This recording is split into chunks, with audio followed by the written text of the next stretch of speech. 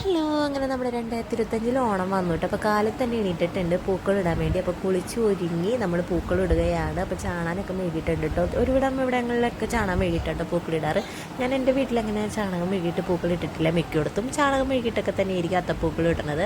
അതെനിക്കൊരു പുതിയ അനുഭവമായിരുന്നു. അങ്ങനെ നമ്മുടെ ഷൂട്ട് കഴിഞ്ഞപ്പോൾ കുറച്ച് പൂക്കൾ നമ്മുടെ ബാക്കി ഉണ്ടായിരുന്നു കേട്ടോ. ജമന്തിയൊക്കെ ആയിട്ട് വെന്തിയൊക്കെ ആയിട്ട് അതെന്തായാലും ഫ്രിഡ്ജിൽ വെച്ചുകൊണ്ട് നമുക്ക് പൂക്കളിടാൻ പറ്റി. കാലത്ത് തന്നെ എണീറ്റ് അതിട്ടു. പിന്നെ ഞാൻ എന്തായാലും പാറ എണീറ്റിട്ടില്ല. അപ്പോൾ അമ്പലത്തിൽ പോകാമെന്ന് വിചാരിച്ചു. കാലത്ത് തന്നെ എണീറ്റതല്ലേ, അങ്ങനെ തൊട്ടടുത്തുള്ള അമ്പലത്തിലോട്ടാണ് പോണത്. ഞാൻ എപ്പോഴും പോകാറുള്ള ചെറുമുക്ക് അമ്പലത്തിൽ തന്നെയായിട്ട് പോണത്.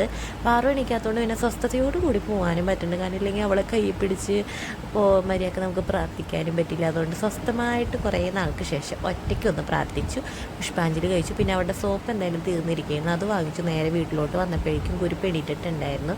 അങ്ങനെ അവളെയും കുളിപ്പിച്ചു. എൻ്റെ സെയിം ഡ്രസ്സിൻ്റെ ചെറുതാണ് അവൾ ഇട്ടാക്കണത്. മോം ആൻഡ് ഡോട്ടർ കോമ്പ് പോലെയാണ് ഞങ്ങൾ അടിച്ചത്.